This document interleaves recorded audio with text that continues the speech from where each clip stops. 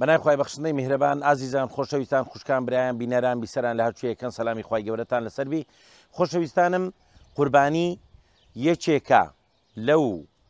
شعائرە ئیسلامەی کە لە باوکمان ئیبراهیمەوە عەلەیهی السەلات وەسەلام وەکو دیاریەک و هەدیەیەک لە بۆ ئێمەمانە مایتەوە واتە قوربانی لە ئەسڵدا لە کاتی ئیبراهیم پێغەمبەر بووە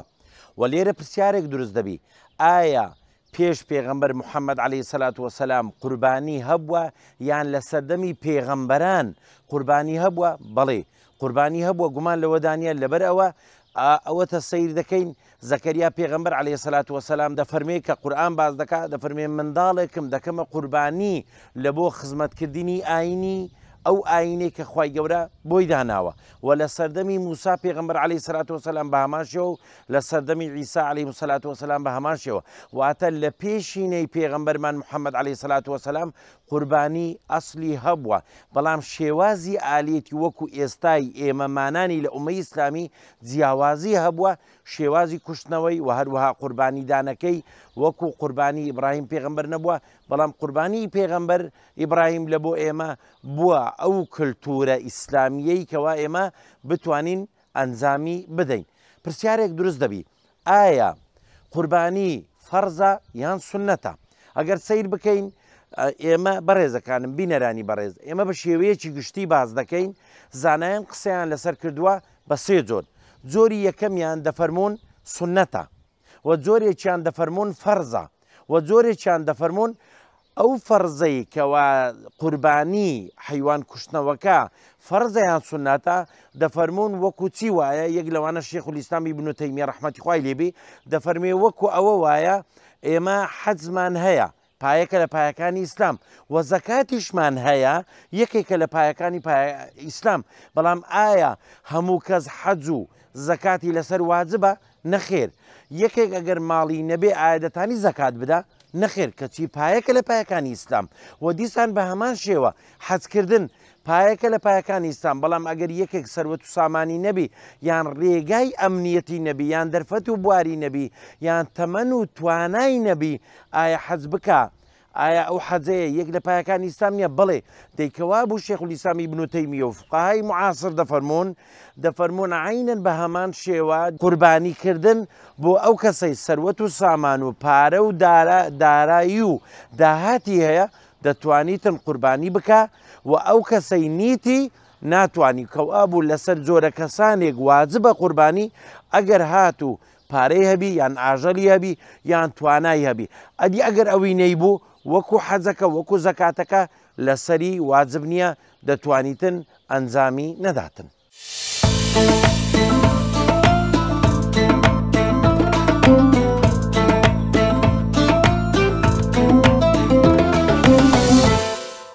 مەرجی ئەو کەسەی کە قوربانی دەکات چێیە؟ ئەو کەسەیە ئەگەر توانای هەبوو لە سەروەت لە سامان لە داهات لە پارە لە حیوان لە ئاژەڵ هەیبوو ئەو کەسە کە قوربانیەکە دەکات باشە ئەوەی قوربانی دەکات چۆن دەتوانی یاخود بە شێوازێک دەتوانی ئەو قوربانیە ئەنجام بدە بۆ نمونە کەسێکی خاوەن ماڵە یاخود خاوەنی خێزانە خاوەنی منداڵە دەتانی ئەو کەسە قوربانیەکە ئەنجام بداتن بۆ خۆی بۆ منداڵەکانی بۆنەوەی داهاتووی ئەوجە یاخود بۆ نمونە قوربانیەکەی ئەنجام بدە بۆ کەسی سەرەوەی خۆی بۆ بابی بۆ باپیری بۆ باپیرە گەورەی بۆ ئەو کەسانە واتە ئەو کەسەی قوربانی دەکات لە بۆ خۆی بۆ خێزانی بۆ منداڵەکانی بۆنەوەکانی ئەوجە بۆ سەرەوە دەتانی لە بۆ بابی لە بۆ باپیری ئەنجام بداتن عینە ناوەکانی داخل دەکات شێوازی قوربانیەکەی کە چۆن ناوی داخل دەکاتن ئەوە بزانین کە ئەو کەسەکەی قوربانی دەکات بۆ نمونە کابرایەک دەیەوێت حیوانێک بکوشتەوە سەرەتا نیەتەکە دەینی نیەتی ئەوەی کە قوربانیەکە دەینی زۆر کەسمانەیە بەڕێزان لە دیار حیوانەکە ڕادەوەسی نیەتەکە دەینی نیەت ئەساس لە ماوەقە ڕەفیع القەلب وصدقه العمل دەبی لە دڵەوە جێگیر ببی کات و دەتەوێت قوربانیە بکەی نیەتت وەیە حیوانێکی دەکوژیەوە ناوەکان دەینی لە چ بە نووسین بوو چ بە زار دەربڕین بوو چ لە یەقینتەوە بوو قوربانیەکە دەکەم لە بۆ فلان لە بۆ فلان ناوەکان دادەبەزینی دایکتە باوکتە خێزانتە کەسێک دەتوانیتن لە بۆ عائیلەکانی خۆی هەر هەمویان ناوی داخل بکە حتا ئەگەر بۆ نمونە بوچی هەبوو دەتانی کە بوچی وەکو کچی خۆی لێدێ یان زاوای هەبوو دەتانی ناوی زاوای خۆی تێبکە ناوی کچەکەی خۆی تێبکە کوڕی تێبکە هەتا زانایان دەفەرمونون خەسوو خەزور دەبتە دەوری داکۆ باب دەتانی خەسوو خەزوریش ناوی تێبکە سەرڕای ئەوەی داکو و داپیر و باپیر و ئەوانەشی داخی دەکە ئەو کەسانێکەوە کە دەیەوێ قوربانی بکە لە پاشان منداڵ ئایا منداڵ دەتانیتن قوربانی بکە لە جیاتی داکو بابی بڵێ لەبەرەوە بەڕێزان لە سەرەتای بەرنامە باسمان کرد قوربانی یەکێکە لە فەرائیزەکان یەکێکە لەو کارە جوانەی کە ئیسلام کە خوای گەورە دایناوە بۆ هەموو چین و توێژەکان بۆ ئەو کەسانەی سامانیان هەیە منداڵ دەتانی قوربانی بکە ناوی دایک و باوکی تێ بکایان داخل بکات داک و باب ئەگەر منداڵەکەی ساحب حیوان بوو دەتانی بچی حیوانەکەی بینی ئی منداڵەکەی بکوشتەوە بڵێ دەتانیتن یەکسەر لە بەروی ماڵی منداڵی ماڵی دایک و باوکە یەکسەر دەتانی مەڕەکی بینی یان حیوانەکی بینی بیکوشتەوە بەڵام بە مەرجەک حیوانەکە شیردەر نەبی یعنی بژێوی ژیانیان بی مەسەی ساحب حیوانە کۆمەڵک مەڕ و ماڵاتی دەتانی بابەکە بچی مەڕەکی بینی ئەدی ئەولادەکە دەتانی بچی لە ئی بابیان داچی بەڵێ ئەویش دەتانی عینن بە هەماشەوە حیوانەکی بینی و بکوشتەوە و بیکاتە قوربانی ناوی هەمویان تێبکە.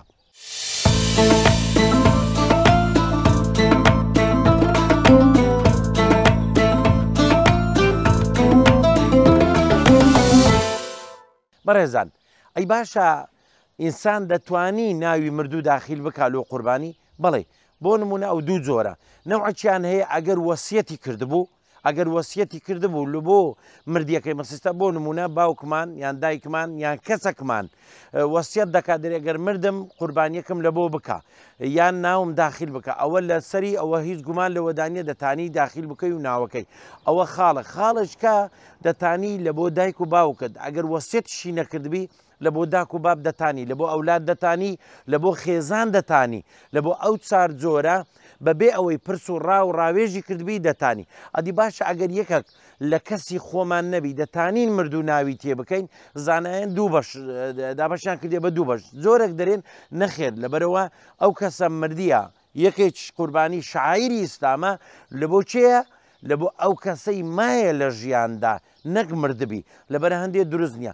زانایان ئەو چینەی بەشی دووەم کە قسەیان لەسەر زۆرینەی متتەفقن لەسەوە دەرێن بەڵێ دەتانی ناوی ئەو کەسەش داخل بکەی وەکو خزمە کەسێک لە دووری شتبی بەڵام هەروەکو باسمان کرد ڕئی ڕاجە ئەوەیە ئەگەر هاتوو لە کەس و کار و دەوروبەری خۆت بووی دەتانی ئەوانە ناویان داخل بکەی ئەگەر هاتوو مردیش بوو ئەدی ئەگەر هاتوو لە دەرەوەی وڵات بوو لە دووری تو بوو دەتانی ناوی داخل بکەی بەرێ مەقسەد بابتە داکتە برایەکتە کەسێکتە لە دووری تووشە دەتانی ئەتو ناوی ئەو کەسە داخل بکەی بەبێ ئەوەی کەوا مەوجودیش بی.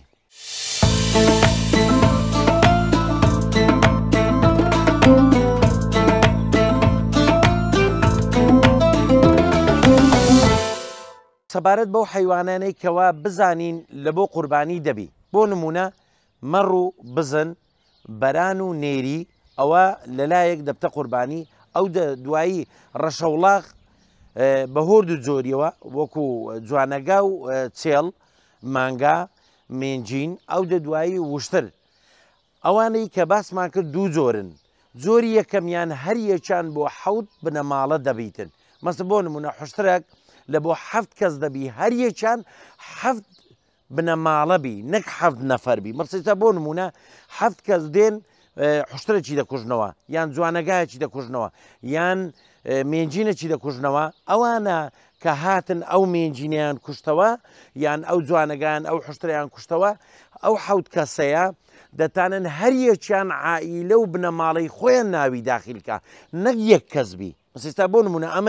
ئەمن لەگەر ئەو حەوت تاقمە کەسەی دەمانەوێ جوانەگایکی بکوژینەوە ئەمن دەتوانم دایکم باوکم خێزانم کچم کوڕم بووکم زاوام هەر هەموو بنەماڵەکەی خۆم داخل بکەم نەک لە بۆ یەک کەسی واتە ئەوە حیوانە گەورەکان یەک حیوان لە بۆ حەفت کەسی دەبیتن ئەدی ئەوە گوتمان حشتر ئەوجە دوایە جوانەگا ڕەشەوڵاق مێنجین چێڵ ئەو حیوانانە ئەوەی وەکو مەڕ و بزن ئەوجە دوایی نێری و بەران ئەوانە لە بۆ یەک بنەماڵە دەبیتن واتە من بۆ نمونە حیوانێکی دەکوژمەوە بەرانێکی دەکوژمەوە نێریەکی دەکوژمەوە یاخود مەڕەکی دەکوژمەوە بزنەکی دەکوژمەوە بە تاقتەنێ دەتانم یەک عائیلە و بنەماڵەی خۆم ناوی داخل بکەم واتە لە بۆ یەک کەسی دەبیتن.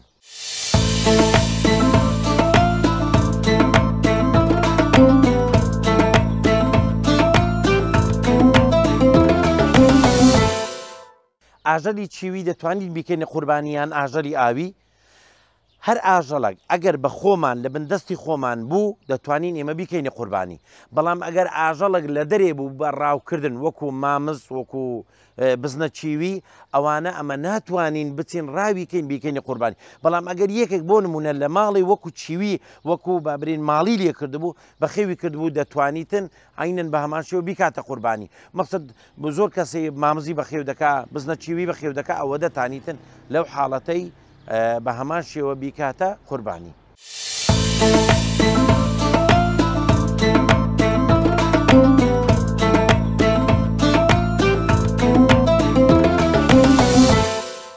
هەموو ساڵانە دەبیستین کەسێک دەیەوێ قوربانی بکە، جوانەگایەک، مێنجینەک یان حیوانەکی لە دەستی ڕادەکا و هەردێ. ئایا دەتانی ئەو حیوانە کوو بگرتەوە؟ دەتوانی بە فیشک بیگرتەوە. بۆ نمونە بە چەک بە فیشک لی دەدا. ئەگەر بە فیشک لیدا ئەو حیوانە یەخز دروستە یاننا لە حاڵەتێک نەیتوانی بگرتەوە بەرێ دروستە. ئەدی ئەگەر بە فیشک لیدا و خین لە قەربی هاتە خواری و یەکسەر پێمرد دروستە؟ بەڵێ دروستە. یەکسەر عینەن حکمی کوشتنەوەی لە بۆ هەیە لە مەسەبی شافعی لە کتابی ئەلعومدا باز دەکا دەفەرمێ ئەگەر یە حیوانێک بەدەست نەکەوت زانی کەتە ناوبیرێکی یان کەتە شوێنێکی پێت نەکرات چەق وەکە لۆ هاوێژ یان چەکەکی زەمانەت لەگەر بەکارهێنا مادەم خینەکەی لێ ڕۆیی یەکسەر ڕۆحیشی پێدا حکمی کوشتنەوەی لە بۆ هەیە نەک لە بۆ قوربانی. لە هەموو حاڵەتەکان ئەو کاتەیە دەتوانی حکومەکەی هەیە لە بەرەو یەک لە سیفەتی حەڵالی حیوان چییە؟ خین لەبەر ڕۆیشتنەکەیە.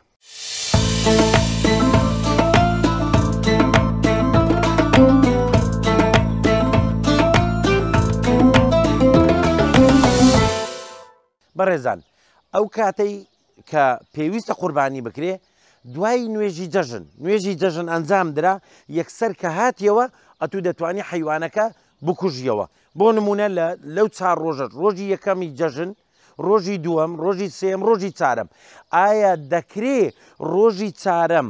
لەگەر پێش بانجی حیوانەکەی بکوژیەوە دوای جەژن ینی دوای ڕۆژی چارەم گۆشتەکەی تەوزیع بکەی؟ بەڵێ دەتانی. بۆ نمونە گۆشتە حیوانەکەت کوشتەوە بەڵام دەبی پێش بانجی ڕۆژی چارەم حیوانەکە کوژابیتەوە. ئەگەر ڕۆژێک 2 3 5 پێچوو گۆشتەکەت پێ تەوزیع نەکرا دەتانی لەو کاتێ وە بکەیت. بەڵام ئەگەر بانجی ڕۆژی چارەمی دا قوربانی حساب ناکرێت دەبتە سەدەقە.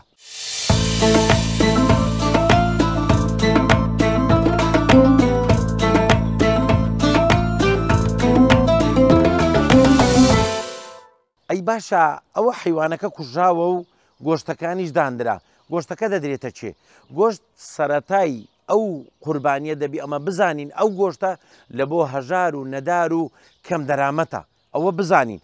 ئەو گۆشتە تەوزیع دەکرێت بە شێوەیەکی گشتی بۆ هەر ماڵێک بۆ هەر کەسێک بۆ هەر عایلێک ئەو گۆشتەی تەوزیع دەکەیت.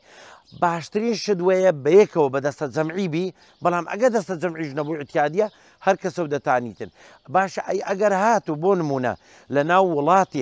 وڵاتێکی مسلمان کۆمەڵە کەسانێک کە بوون وەکو لەسەر دینی مەسیحیەت بوون یانی لەسەر ئەهلی کتاب بوون، ئایا دەتانی گۆشتی لە بۆوانیش ببەی؟ بەڵێ دەتانی گۆشتی لە بۆوانیش ببەی لەبەروی لە ناو کۆمەلگا و ئومەتێکی ئیسلامیدا دەژین دەتانی ئەو گۆشتەی بەسەروانیش دا تەوزیع بکەیت. و ئەو کەسەی قوربانی دەکا دەتانی گۆشتی لێ بخوا؟ بەڵێ دەتانی گۆشتەکەی بخوا. دەتانی یەک لەسەر 3 حیوانەکەی بجێرتەوە. مەسە ئێستا حیوانەکەی گریمان 90 کیلۆ بوو دەتانی 30 کیلۆ بجێرتەوە 60 بکاتە خێر. بەڵام لە حاڵەتێک عائیلەکەی بنەماڵەکەی ینی گەورەبی بەشیان بکە نەک زۆر کەسێ قوربانی دەکا بەڕێزان گۆشتەکەی هەموو تەوزیع دەکەی چیلۆ خۆ ناجێرتەوە یان هەیە دەکوشتەوە دەری بەس بەشی خۆم دەکات. نا ئەسلەن دەبیت و حسابی ئەوە بکەیت دا بەشی سەر هەژار و نەدارەکان بکەی گۆشتەکەی بدەی بەو کەسانە کەوا پێویستیان پێ هەیە. سەبارەت بە قەساب بەڕێزانم ئەو کەسەی قەسابی دەکا مەرجی قەساب چییە؟ مەرجی قەساب ئەو کەسێک قەسابی دەکا دەبێ کەسێکی مسلمان بی کەسێکی نوێشخوێن بی کە کەسێکی پاکبی کەسێکی شارەزابی نەکار کەسە و دەستداتە چەقوی برێ من حیوانەکەی دەکوژمەوە ئەو سیفەتانەی تێدا بوو ئەدی ئەگەر هات و گریمان ئەو جۆرە کەسانەمان بەدەست نەکەت دەبێت کەسەکە بەخۆی بکوشتەوە ئەی ئەگەر هات و شخصەکە توانای نەبوو مەسەد بۆ نمونە ئافرەتە ناتانی حیوان بکوشتەوە لێ دەترسێ یان کەسیش ترا لێ دەترسێ دەتانی ئەو قەسابەی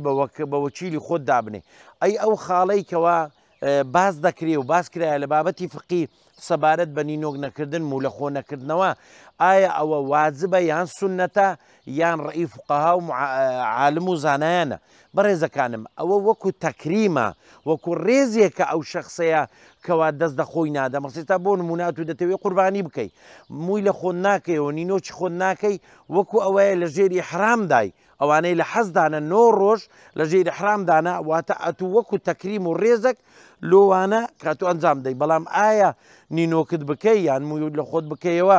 دەتانی قوربانی بکەی زۆری احتیادیە ئەدی ئەگەر باشترین شدوێ قەسابەکە بێ ئەو خاڵانەی لێ بێتە دی ئەدی ئەگەر هات و لێشی نهاتە دی شتێکی احتیادیە و نۆرمالە دەتانیتن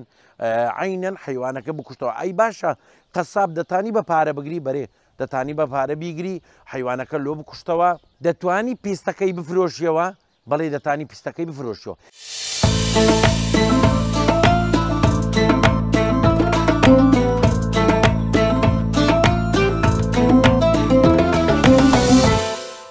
بەڕێزەکانم ئایا قوربانی بە قەرز دەبی یان نا بۆ نمونە کابرایەک ئێستا پارەی لەدەست نییە کەسێک پارەی لەدەست نییە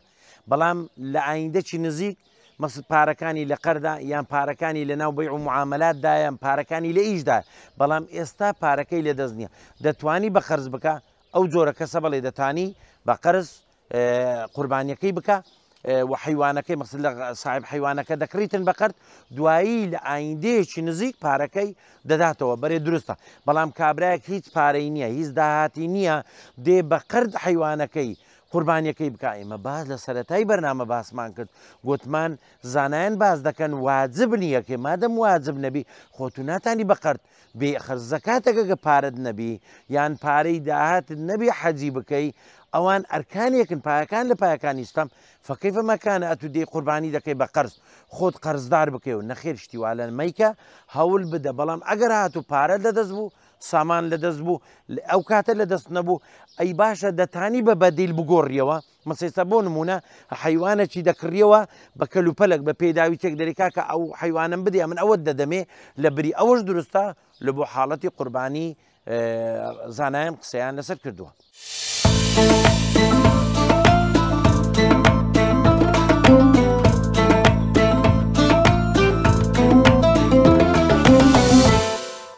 خۆشەویستان سەبارەت بە حیوانی بچووک وەکو گوتمان مەڕ یان بزن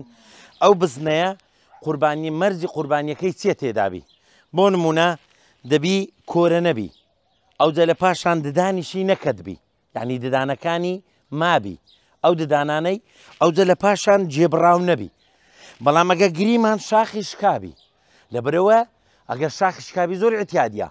ئەگەر هات و گریمان ئەو جێ شەق ببی زۆر زار هەیە پرسیار دەکەن جێ ستا ئەو جێە ئەو جێسکەیە ئەگەر شەق ببی زۆری احتیادیە ئەگەر قیتە چی لێ ببیتەوە زۆری احتیادیە یان دیسان نابی شەلەل بی سالاقەچی نەبی یان شەلەل بی یان ئەوە تووشی نەخۆشیێک ببی زیان لە گۆشتەکەی بدا لەبەرە هەندێ زانایان دەفەرمونون دەبێ ئەو سیفەتانە ئەو مەرزانەی لێ بێتە دی لە بۆ قوربانی بەڵام ئەگەر هات و گریمان حیوانی دابەستی حیوانێک دابەست کە داشتیمانەیە دابەستیمانەیە داشتی چیە ئەوەی لە دەشت دەڕەوەلێ دابەستی ئەوەیە لە ناو ماڵدا ینی شوێنێکی تایبەتە ئالیکی تایبەتە لە بۆی دادەندرێت لەو حاڵەتە ئەگەر هات و گریمان چاوەکی کوێر بوو بەڵام هۆرد و چاوی نەبوو لەبەرەوەی لە بن دەست و پێخۆی لەسەر ئالیک و ئاخوڕەکەی خۆی احترام لە بۆ بینەر و بیسەران دەتانیتن دەگاتێ زۆری احتیادیە یاخود گریمان ددانێک دوی کەدبوو بەڵام لە خواردن نەکەدوچکەوە ددان هەیە کاچێلە هەیە ددانەکانی لە بۆ پچڕاندنە کاچێلەی لە بۆ هاڕینە لەبەرەوە زانایان باسییان لێوە کردووە دەفەرمون ئەگەر ددانەکانی پێشەوەی کەدبی بەڵام کاچێلەی نەکەدبی لە بۆ هاڕینی دروستە ئەوە لە چ کاتێک ئەگەر هات و دابەستی بوو بەڵام داشتی نە ئەوانەی کە حیوانیان بەخی کرد دەزان کەوا بوو دەبی ساغبی چاوی هەبی کۆرە نەبی ددانی هەبی ئەو دە دوای گوڕوو نەبی کە لە پاشان شەلەلیش نەبی جەستەی تەواوی ئەگەر گوتمان گوێیەکەی کە مەگنە قوستانبی زۆر احتیادیە و دەتوانی هۆکار چییە ئەگەر ئەوانەی هەبی لە بازار سعرەکەی کەمتر دەکە بەڵام ئەگە گریمان شاخی شکابی زۆری احتیادیە ئەگەر شاخیشی شکابی.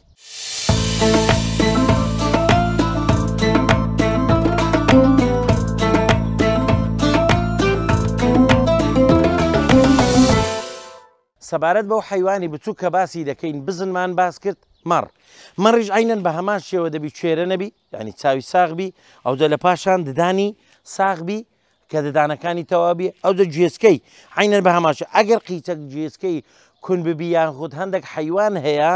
لە بۆ نیشانی ژمارەی لەسەدانرایە ئەوە زۆری احتیادیە ئەو حیوانەیە عینەن بەکەلێکدی بەڵام گوتمان دەبێ شەلەل نەبی کوێرە نەبی ددانی نەکەدبی ئەو مەرزانەی لێ بێتە دی ئەوجە ئەو حیوانەیە بە ساغ حسابە ئەگەر هات و گریمان ئەو حیوانە لە مەسەلەی بڕینەوەی خوریەکەی پێوەبی پێوە نەبی زۆر احتیادیە ئەدی ئەگەر هات و ئێستا حیوان هەیە مەسە بۆ نمونە حیوان هەیە حاڵەتە چی هەیە ورجی دڕایە دوورایتەوە ئەوە زۆری احتیادیە لەو حاڵەتەی دروستە بابرین عینەن لە بۆ قوربانی ئەوجا حاڵەتەش کە بەڕێزانم سەبارەت بە ئاوسی حیوان ئەگەر هات و ئاوز بوو ئەوە زانایان کردیتیانە چار بەشی یەکەمیان ئەگەر هات و حیوانێک ئاوز بوو ئاوسەکەی هەراش بوو واتە حەد و سەدی بوو بەچکەکەی ببی زانایان دەفەرمونون دەتانی ئەگەر لە حاڵەتش تاریق بوو دەتانی حیوانەکەی بکوژیەوە و یەکسەر نەشتەرگەری لۆ دەکەی لەولایە دەیکوژێ و لەولایەش بەچکەکەی لە چی دەردەینی ئەوە دروستە. خاڵی دووەم ئەگەر هات و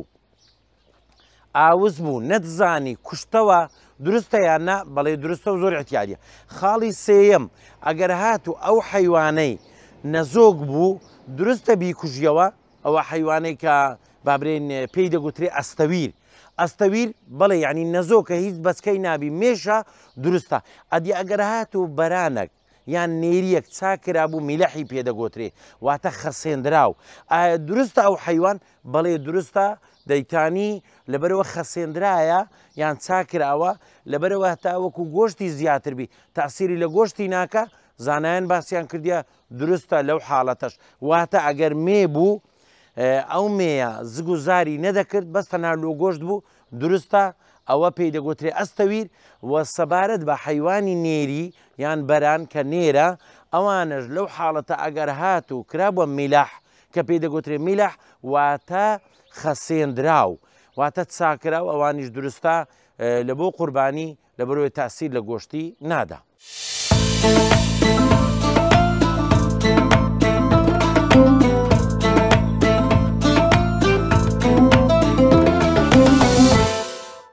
سەبارەت بە بەران کە ئەو بەرانە لە بۆ عائیلەک و بنەماڵک دەبی و لە پاشان ئەگەر کرابووە میلەح چاکرابوو خەسێنرابوو دروستە ئەو بەرانە عینەن بە هەمان شێوە بتوانی بیکەی قوربانی بەڵام بەران عادەتی وەیە شاخی گەورەیە ئەگەر شاخی شکابوو یان بڕابۆ دروستە یان نا بەڵێ دروستە زۆر احتیادیە ئەگەر هات و شاخەکەی بڕابۆ یان شکابوو لە بۆ قوربانی دەبیتنەوەکو گوتمان حیوان هەندە حیوانەیە بێ شاخە بەڵام بەران زۆرینەی بە شاخە دروستە لەو حاڵەتەی بیکەی قوربانی ئەگەر شاخیشی شکابوو و هەروەها لۆ بنەماڵە ئەوەی پێغەمبەر عەلەیهی سەڵات وسەلام کردیە قوربانی بۆ خۆی و بۆ یەکەچی بۆ ئومەتی بەران بۆ کوشتیەوە باشە خێرەکەشی زۆر باشە ئەگەر هات و گریمان بەران بکوژیەوە لەو حاڵەتە. بەڕێزان حەز دەکەم شتێشتر باز بکەین کە زۆر گرنگە سەبارەت بە حیوان کوشتنەوە سەبارەت بۆ قەساب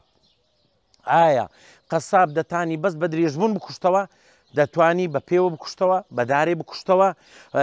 بە هەر شێوازێک حیوان بکوژێتەوە زۆر جارەیە دەرێ دەبی لە ڕووی لە ڕۆژاوە بیان ڕووی لە قیبلەی بی ئێستا حیوان بە پێوە دەتانی بکوژیەوە بە درێژبوون دەتانی بکوژیەوە یان حیوان ئێستا لە قەسابخانەکان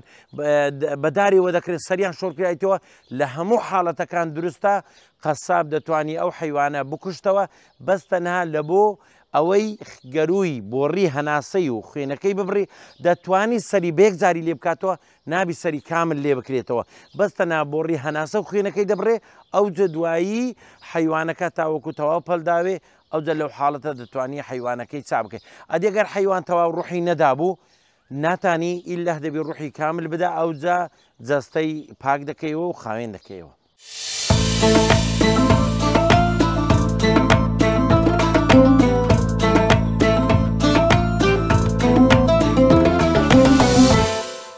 بەڕێزان سەبارەت بە حیوانی گەورە ئێستا ئەوە پێی دەگوترێت جوانەگا بەڵام هێشتا تەمەنەکەشی مایە ینی زیاتر گەورەبی لە تەمەنی جوانەگای دەبی بەلایەنی کمی ساڵ و نیوەک لە بۆ 2 ساڵی بچی ئێستاوە ساڵ و نیوەکە لۆ دەبی 2 ساڵی بچی زیاتر گۆشتی گرتبی ئەوجە لەو کاتەیدا هەروەکو باسمان کرد لە چاوی نابی چاوی کوێربی نابی دانەکانی کەدبی نابی شەلەبی ئەوجە نابی نەخۆشیەکی هەبی ئەو نەخۆشیەی تەئسیر لە گۆشتی بکە بەڵام لە هەمان کاتدا ئەگەر هاتوو حیوانی گەورە گوتمان چێر یان مێنجین یان جوانەگا دەبی تەمەنی لە ساڵ و نیوەک تێپەڕ بکە لۆ 2 ساڵی بچی مەڕ تەمەنی ساڵەکە بزن ساڵەکە بەران ساڵەکە کاوڕیش دەبی لە 7 مانجی دەبیتن کاوڕ لە 7 مانجی بەڵام ئەو حیوانی گەورەیەکە ئێستا مەدەمانەوێ باسی لێوە بکەین ئەو حیوانە گەورەیە دەبێت تەمەنی ساڵ و نیوە کەبی وەکو گوتیشمان دەبێت ئەو سیفەتانەی تێدا نەبی تاسیر زیانی لە گۆشتەکەی دابی ئەو حیوانە ئەگەر جێی کەل ببی یاخود بۆ نمونە شاخی شکابی تاسیر لە گۆشتی نەدا زۆر احتیادیە و دەتوانی بیکەیە قوربانی.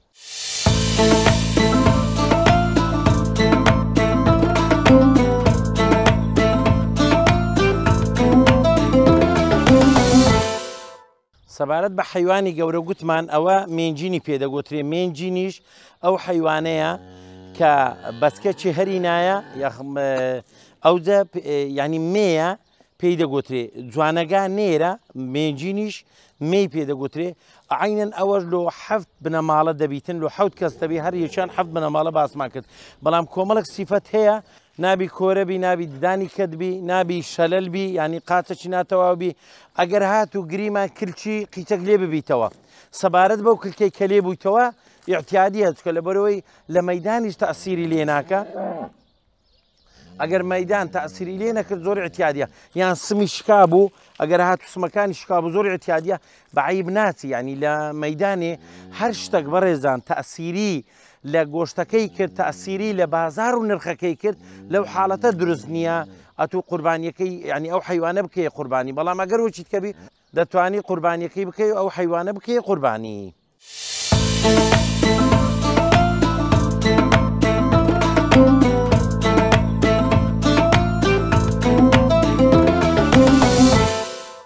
عزیزان ئەوانەی کە باسمان کرد لە بۆ قوربانی ئەو خاڵ و ئەو تایبەتمەندیانە بوو لە بۆ قوربانی ئینشاءڵڵا خوای گەورە ئەم ساڵمان لۆوالێ دەکات بتوانین قوربانی بکەین و بەشداری لەو خێر و مەراسیمە و شعائیرە ئیسلامە بکەین کە بتوانین ئاژەڵەکان بکوژینەوە نیەتی خێرمان لێ هەبی و گۆشتەکان دابش بکەین بەسەر هەژاران. خۆشەویستانم ئەلێرەدا دێینە کۆتایی بەرنامەکەمان ئینشاءڵڵا خوای گەورە جەژن و هەروەها قوربانی و تاعات و عیبادەتی هەموو لایەکمان قبول دەکات. وەسەلام عەلەیکم وەڕەحمەتوڵڵاهی وەبەرەکاتوه.